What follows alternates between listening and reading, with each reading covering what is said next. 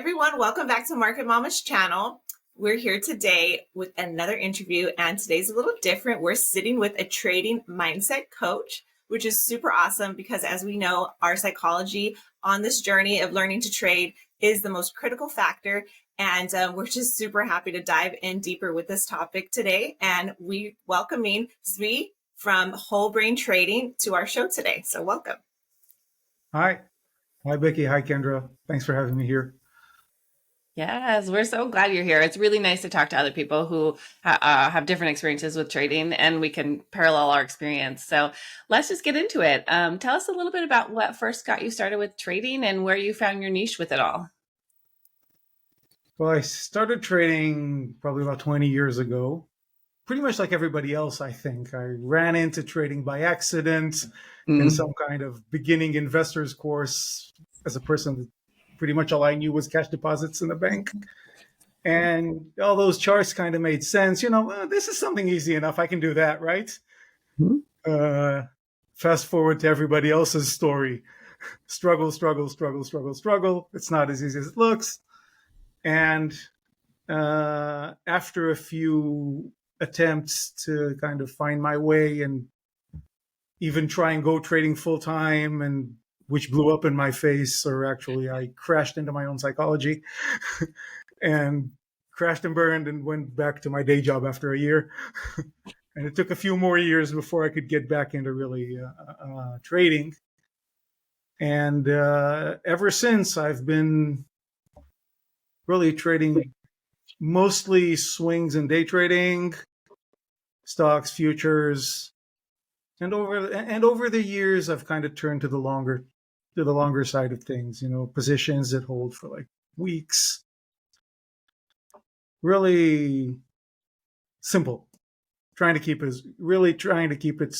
as simple as I can. Right. Definitely simplicity is important.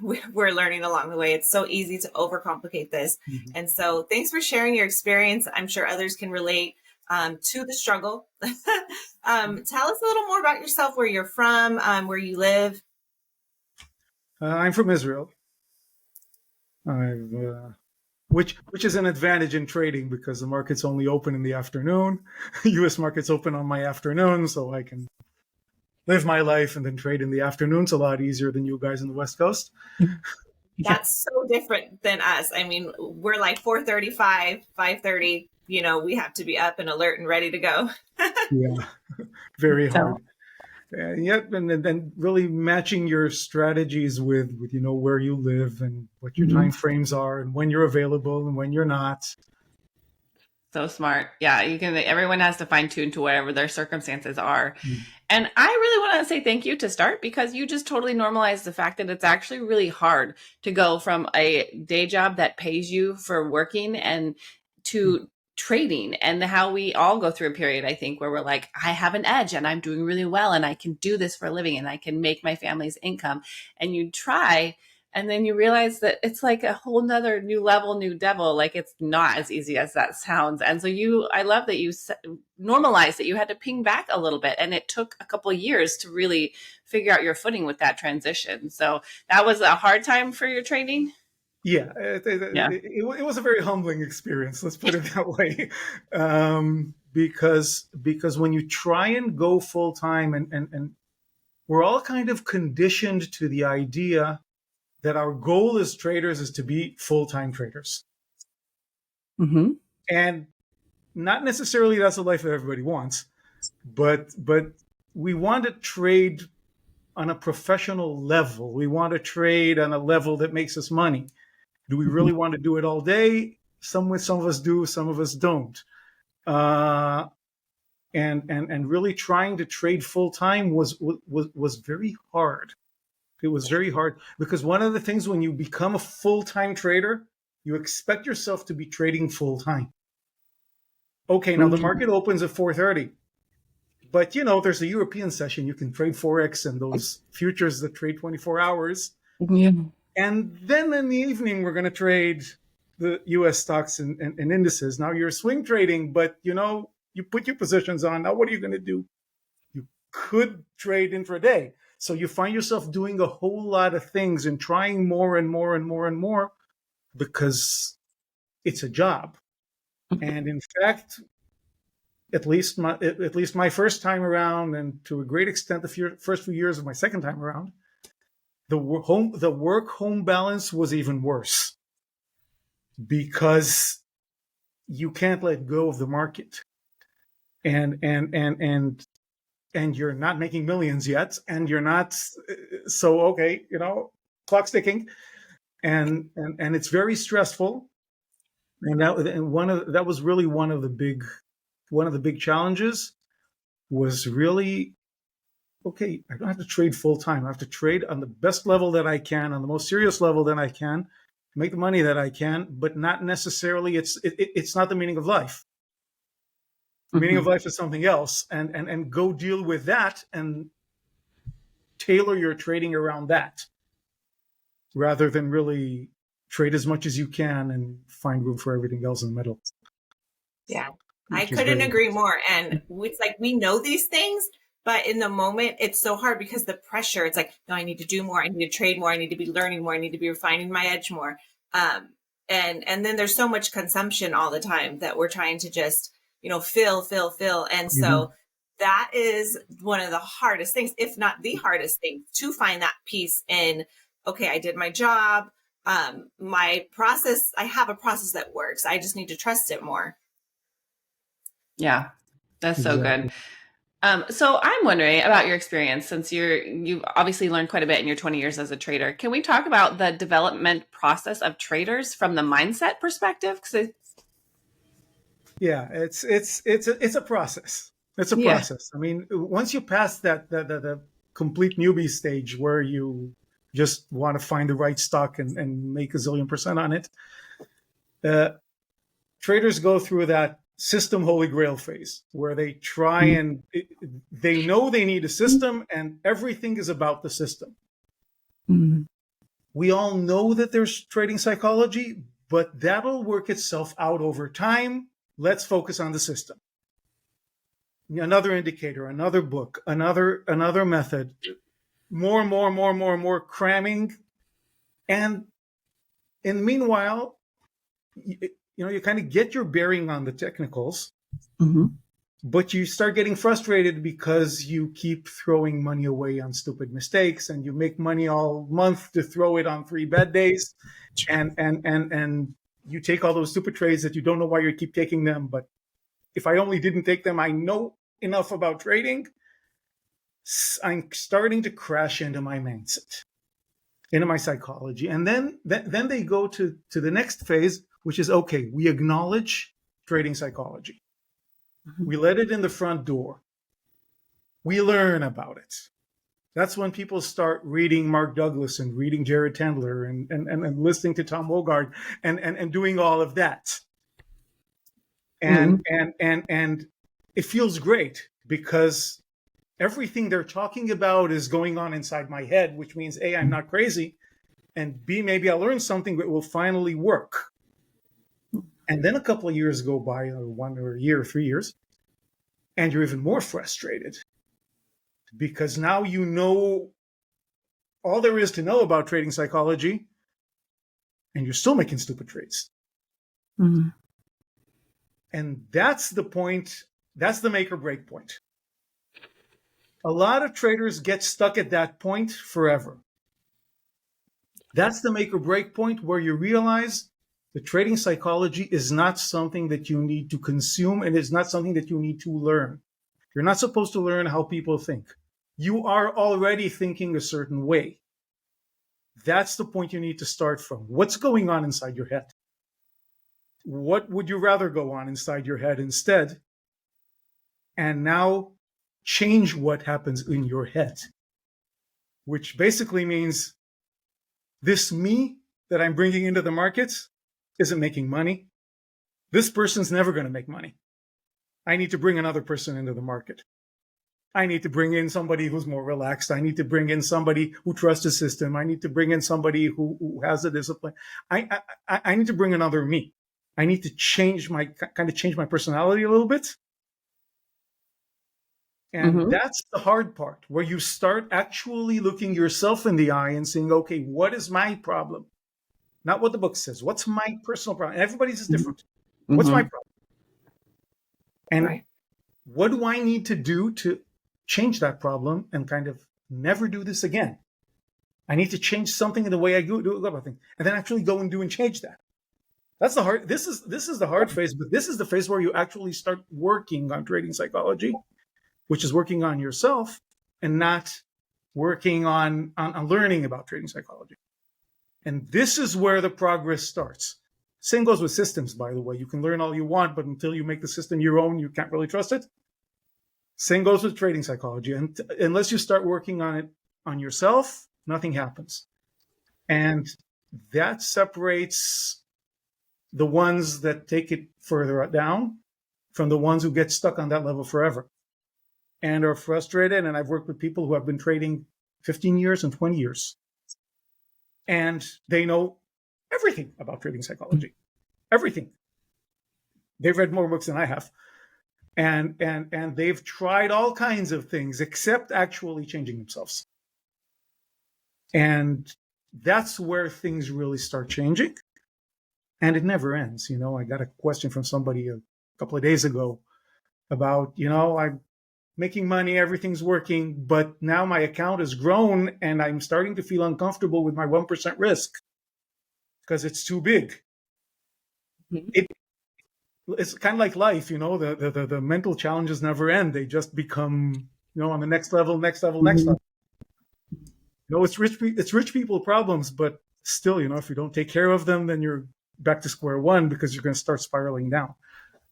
So really that's the process. The key point is the point where you start changing yourself, really accepting that you need to change yourself and that all your excuses are unexcusable.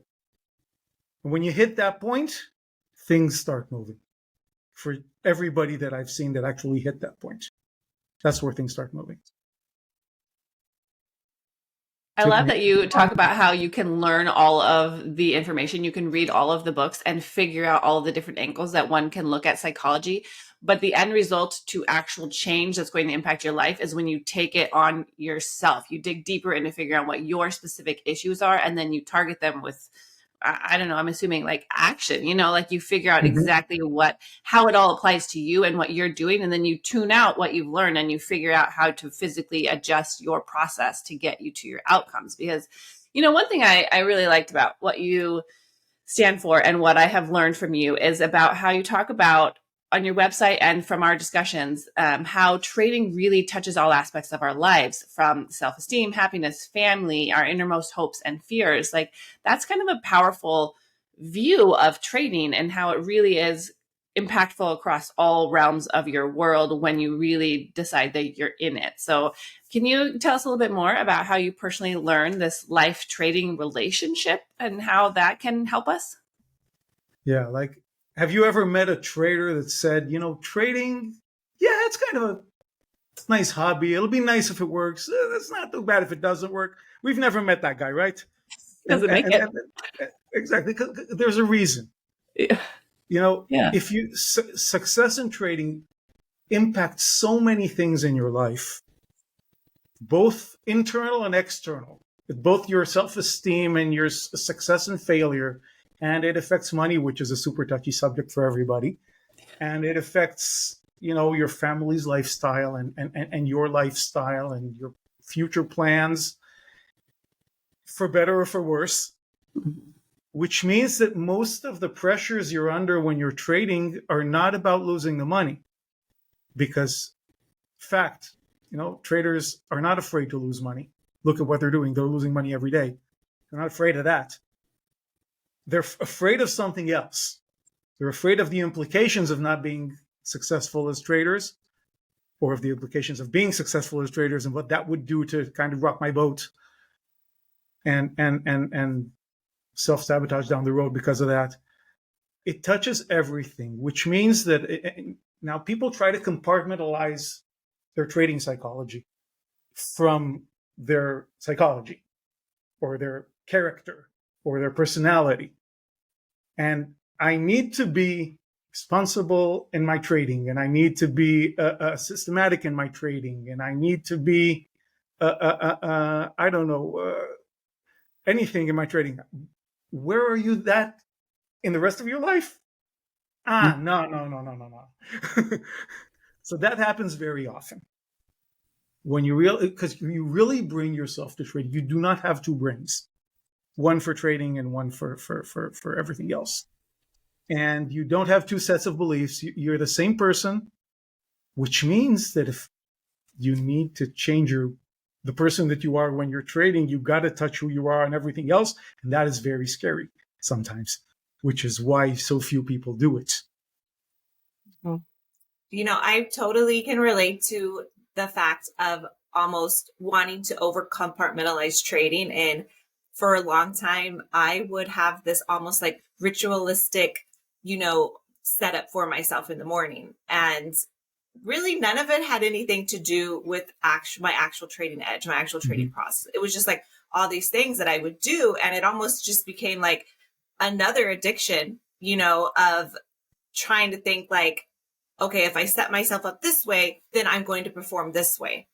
But it almost, like you said, it's really, I need to have my whole being centered around who I show up at every morning, not these specific steps that qualify me, if that makes sense. At least that's what I'm getting from what you're saying, is that it's really just the whole person. And then when you're confident in that, when you reach that pinnacle, then you don't have to question, because of that intense kind of regimented system I would have, if I wasn't able to perform all those steps, I would feel like I wasn't prepared to trade. When in all actuality, I've already done the work to be qualified to trade, like all the work is already done. Exactly. I'll tell you a story of a client, just to go both for this point and for the point about learning the right trading psychology from other people.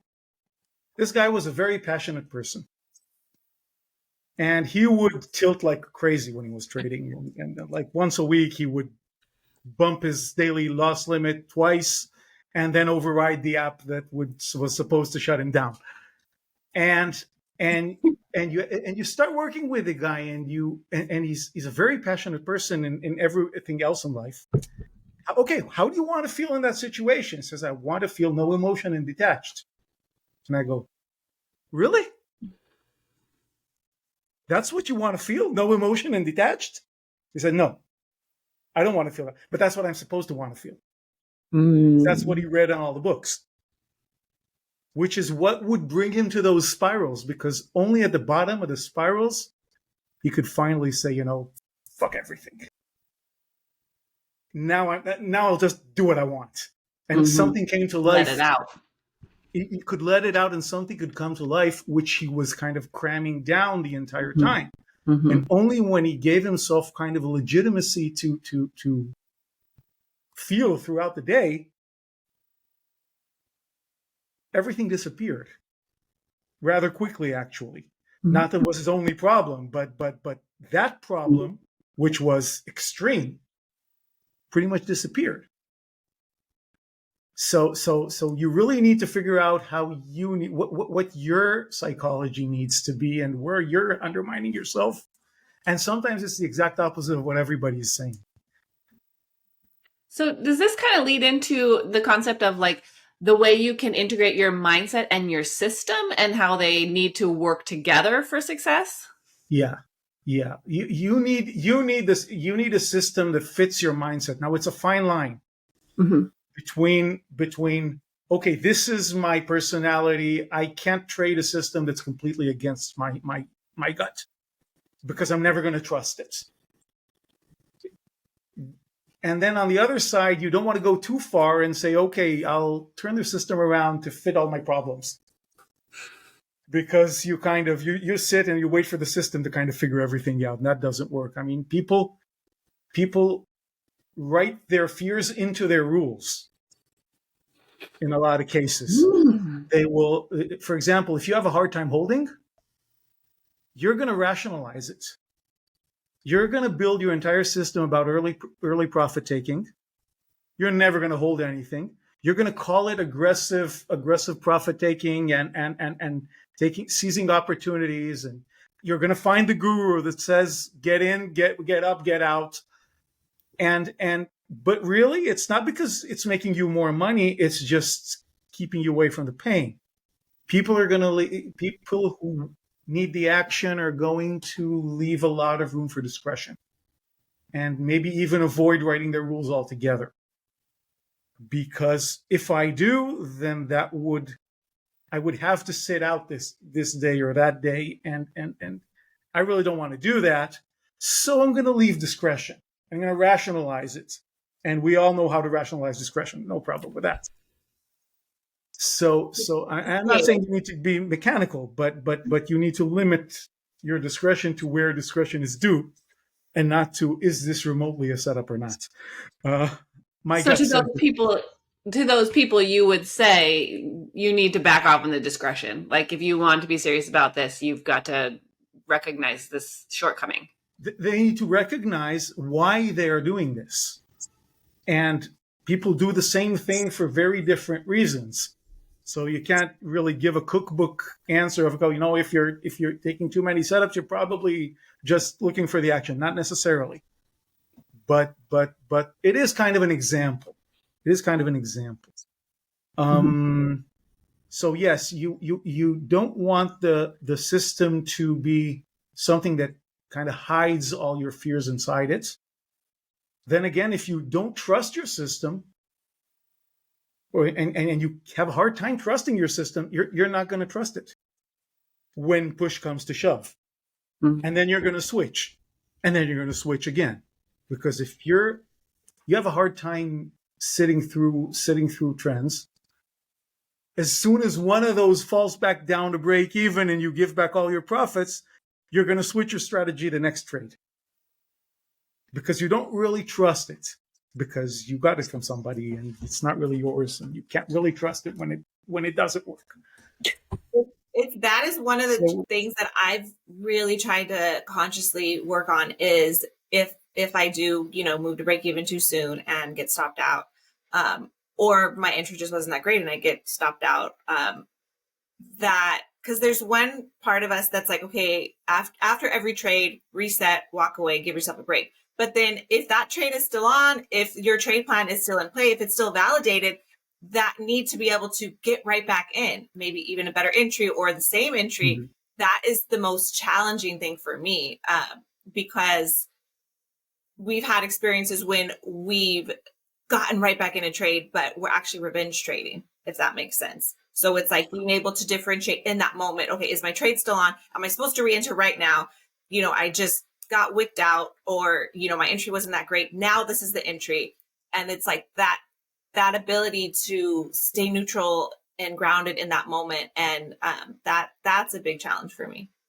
Yeah. Being able to stay neutral and, okay, I got stopped out, but the trade's still good, and it's not a revenge trade, and it's my system, and I'm supposed to, my heartbeat's not supposed to go up, and I'm supposed to be able to take the next trade because it's even better than the first one and just go in, is not easy, because that's what you're going to say to yourself while you're revenge trading. That's what everybody says in their mind when they're revenge trading, but what they're really doing is revenge trading. Yeah. So being able to separate that you need to build that base, which allows you to keep cool after the first one. Most revenge trades, the mistake was on the first trade. And you really need to backtrack and make sure that your first trade's solid enough and everything about it is calm enough that nothing triggers you. And then there's no problem with taking a second trade. But really part of the trading mindset coaching is really, running through charts sometimes and, okay, where was the mistake? Where did the mistake actually begin? And was it the revenge trade, or was it the trade before, or was it yesterday? When were the seeds of this emotion and this stress that came out in this trade? And when you solve that, then you can get into the same situation again more easily. That makes a lot of sense. It's like at one point your emotions were triggered and that part of your brain took over instead of the logical, neutral, calm, trading your system part. And when that flip happened, that's when you go from like logically contemplating whether the next setup is solid or not and looking at all of your data versus saying, I'm going to get my money back because I should have won that first trade. It's like those are very different approaches to continuing trading. And one can be very successful and can make a better day out of an initial loss. And one is the landslide of tilt that I think we've all experienced. I think the words "make my money back" are words that need to be stricken out of traders' vocabulary. Worst. Yeah, I was going to say, Becky, when you're saying that, it's like, it's just when you're entering that phase that it's all about the P&L. Yeah. You are no longer just trading the chart, respecting what she's doing, how she's moving, what your trade plan is playing out. It's either way, whether it's you're psyching yourself out because you took a loss or you're revenge trading.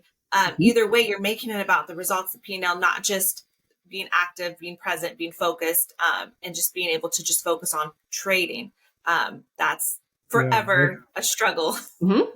It's growth. It's maturity with trading. It's like, I recognize that this is an emotional need that I want to fill. I want to be green. I want to feel good about my day. I want to know that I showed up to my trading and I executed and I'm profitable. But if you make it about all these emotional needs that you want to fill and not about trading the best ideal setups that you have studied and you are witnessing, then it leads to a completely different day, and it feeds negative habits or positive functional habits, depending on where you can keep your mind. And I think it's also too sometimes not respecting the game we're in. Like, we're in the game of risk, so we're expected to take losses. We're not expected to have perfect executions. And I know for Becky and I, one of our challenges is that we want those perfect executions. We don't want to start out with losses. We don't want our stop losses to get hit. And it's this huge conundrum and contradiction really to the game we're in. And I know for me, I still struggle with that grace to give myself, like, well, if you're trading your plan, if you're in sync, then losses don't mean that you're not trading well today. It just means, you haven't maybe found your groove yet. You're a little off. And so that's the hardest part. And I think a lot of that came from our early on, trading, learning trading, and just feeling like, oh, it's a fine line between like, okay, I need to stop.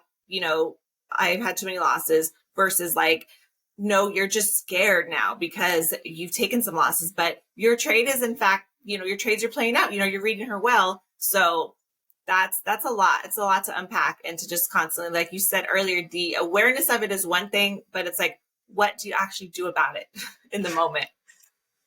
Yeah, that's the hard part, because the awareness, it's very difficult to change those automatic subconscious thought patterns just because you're aware of them. Like, okay, if somebody is wants to lose weight, they're very aware of what they need to do. If somebody wants to be fit, they're very aware of what they need to do. If somebody wants to stop smoking, they're very aware of what they need to do.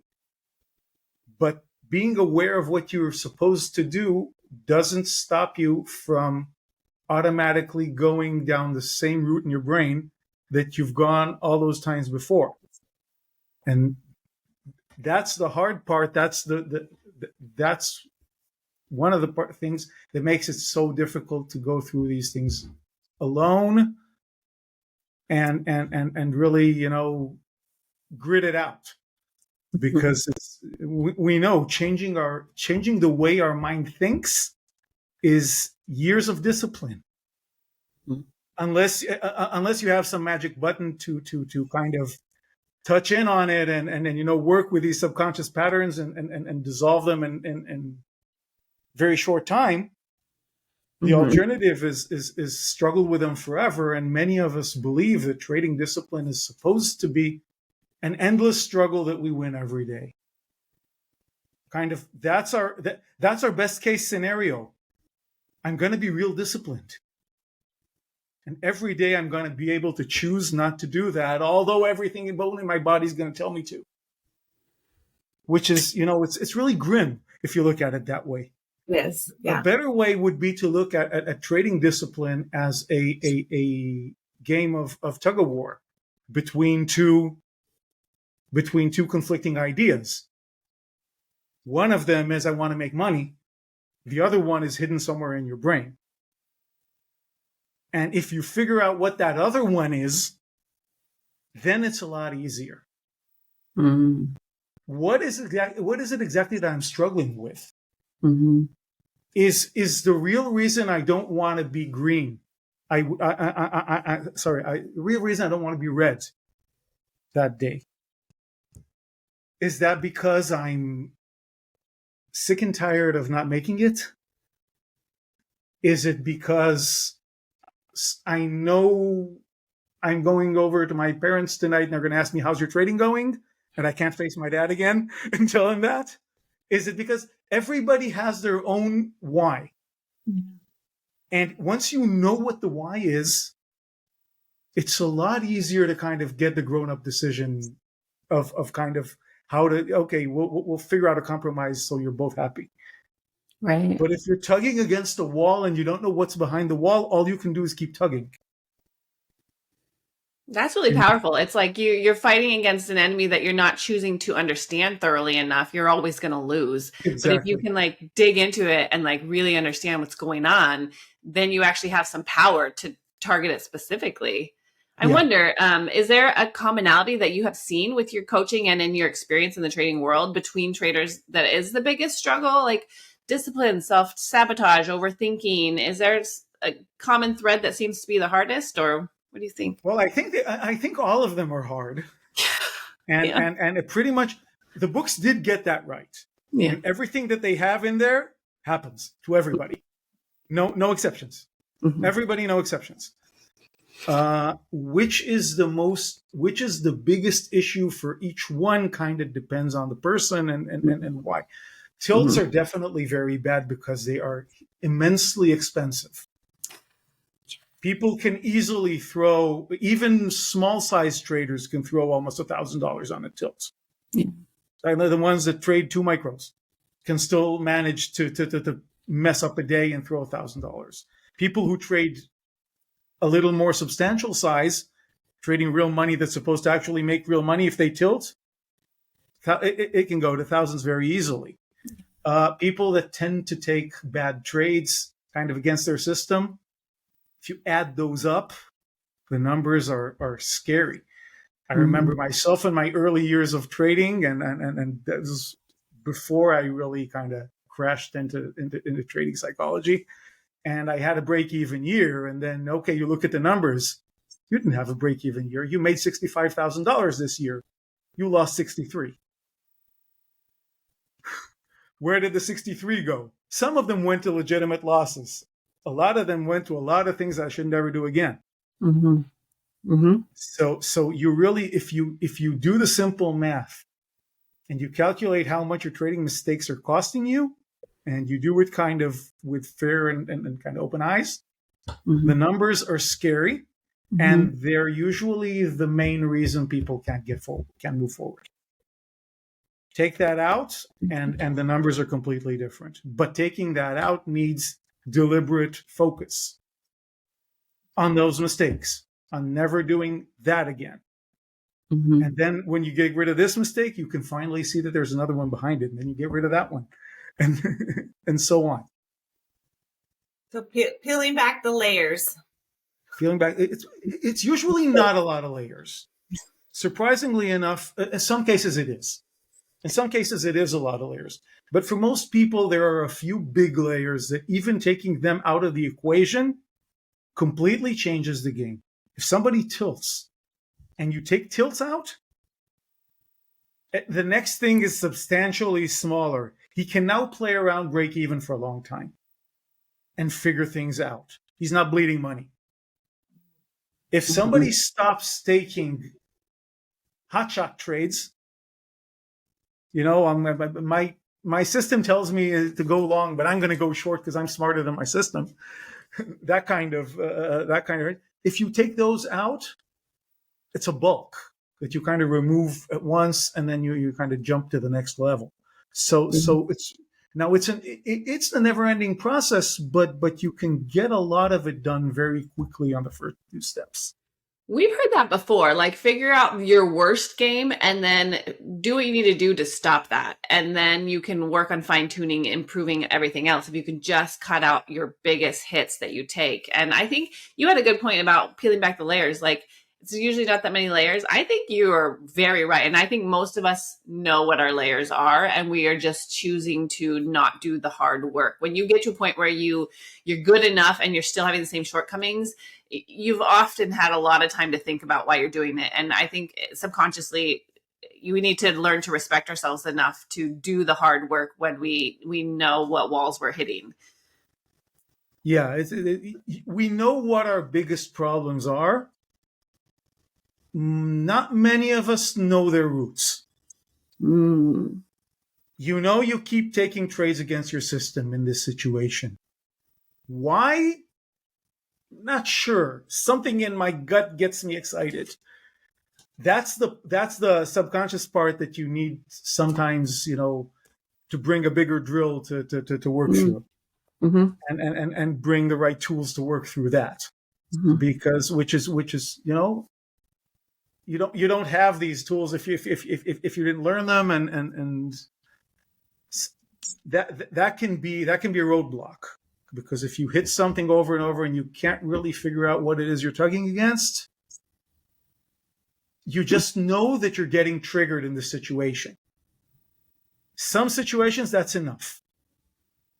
Pinpointing the situation that you get triggered and being extra careful in these, or avoiding them altogether, which is kind of back to square one and putting your fear into the system.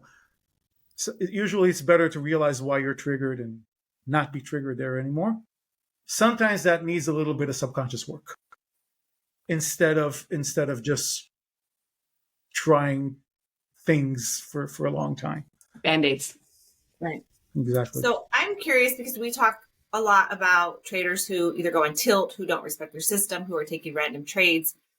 Those traps we can easily fall into. But what about traders who have worked extremely hard to mostly eliminate those, really bad habits, and who don't very often tilt, who do try really hard to follow their system, but they're still hitting a wall. They're still almost not allowing themselves to win. Have you encountered coaching those type of traders, and what have you seen in that in that experience?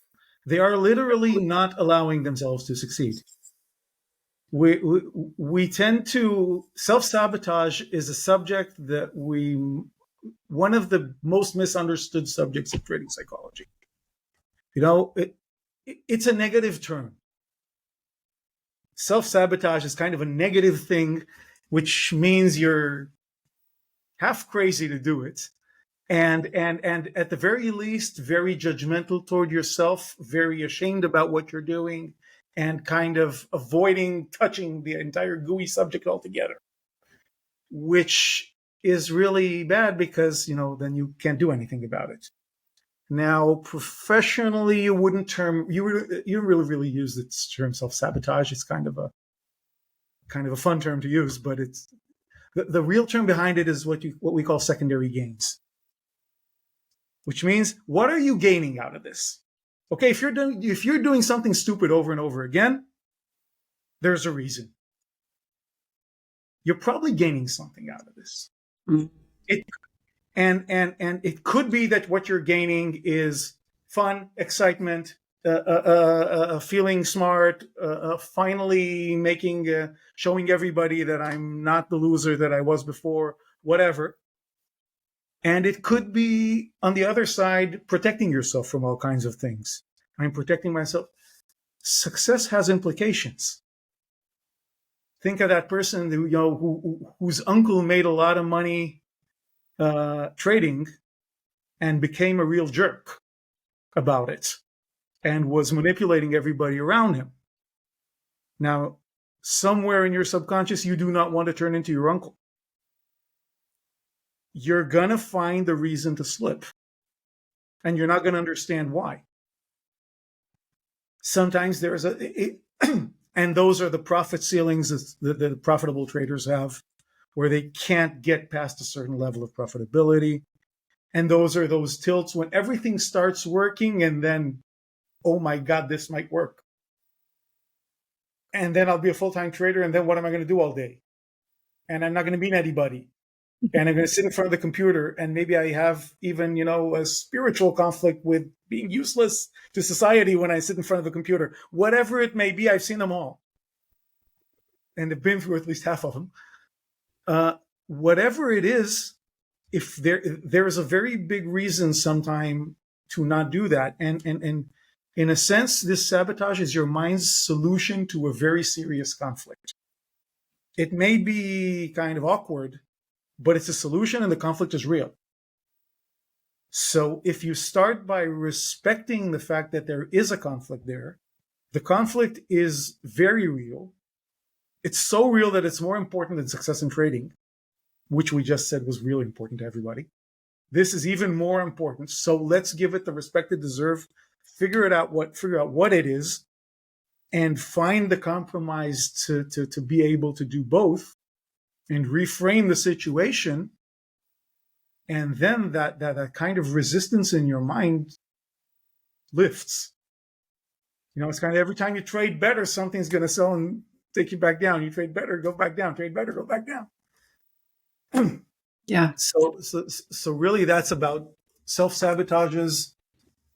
Not everybody has them, but almost everybody has them in a lot of areas of life.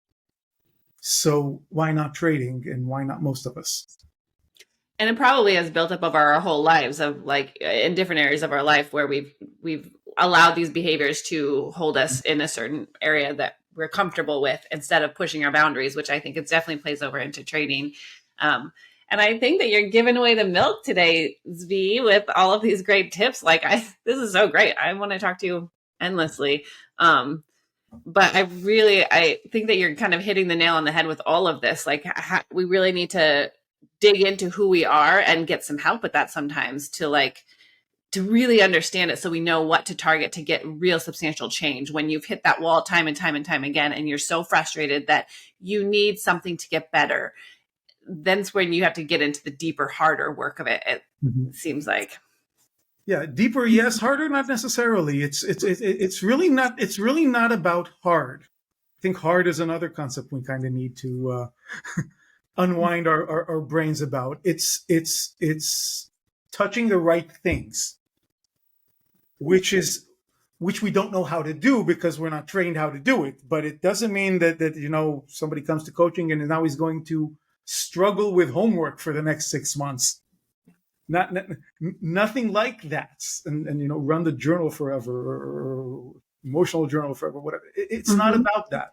It's really about how fast can you, and how effectively can you touch the real nail that's sitting there.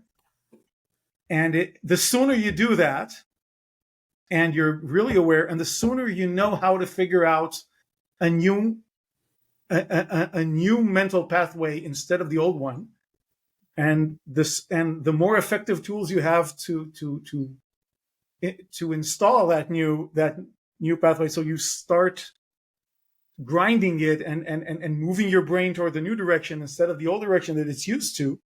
Kind of think of a road in the or tracks in the field. You're going to divert to the old tracks in the field. So the sooner you can set new tracks, then the old ones aren't that interesting anymore, and you can start going on them. Oh, that's and that's really not a hard process or a long process.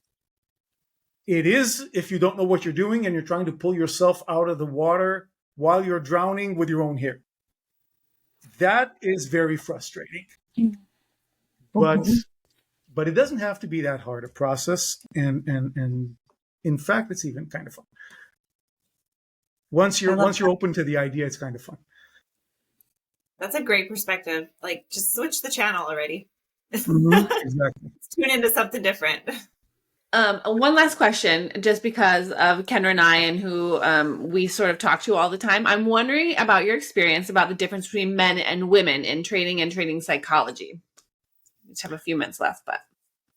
Well, it's a big generalization here, yes, because you can't talk the entire interview about how you can't generalize and then go and generalize about men and women. Absolutely. But women are generally easier to deal with psychology because there's a little less kind of ego about opening up and emotions, and it's a lot easier to, we're talking about things that stir up emotion in the market,